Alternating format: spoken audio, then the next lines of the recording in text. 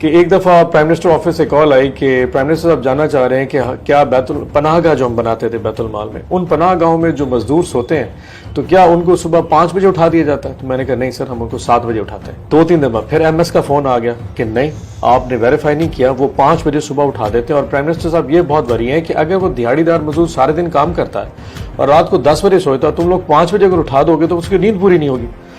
मैंने उन्हें कहा जी अच्छा मैं चेक करता हूँ। अब मुझे समझने लगे इसका तरीका क्या। तो एक दफ़ा मैंने क्या किया कि मैं भेस बदल के दाता दरबार लाहौर पनाहगाह चला गया।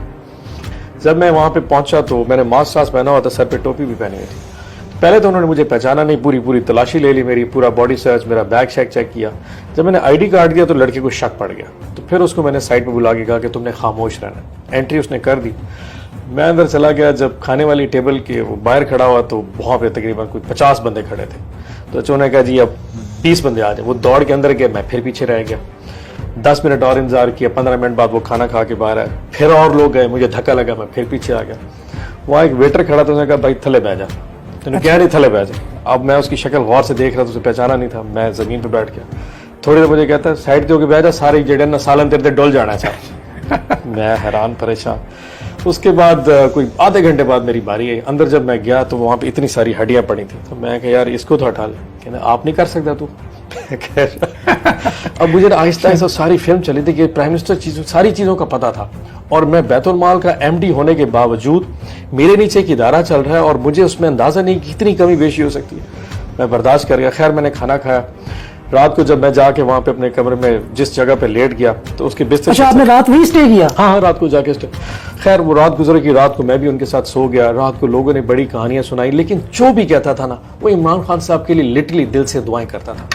सुबह एग्जैक्टली पूरे 5 बजे जैसे प्राइम मिनिस्टर ने कहा था, मुझे 5 बजे उन्होंने मेरा ना बेड खड़काया और मैं भी उठ के बैठ गया। उठो जी उठो, नाश्ता आ गया। मैं हैरान। मैंने कोशिश की 15 मिनटों से 15 मिनट बाद फिर मुझे उठा दिया। खैर आखिर मैं बादल नख्वास्ता 5:30 उठा, नमाज पढ़ी और नमाज पढ़ के नाश्ते की टेबल पे आ गया। एनीवे नाश्ता करने के बाद फिर मैंने अपना तारुफ कराया, उन सबको बुलाया। गुस्सा करना मेरा बनता नहीं था।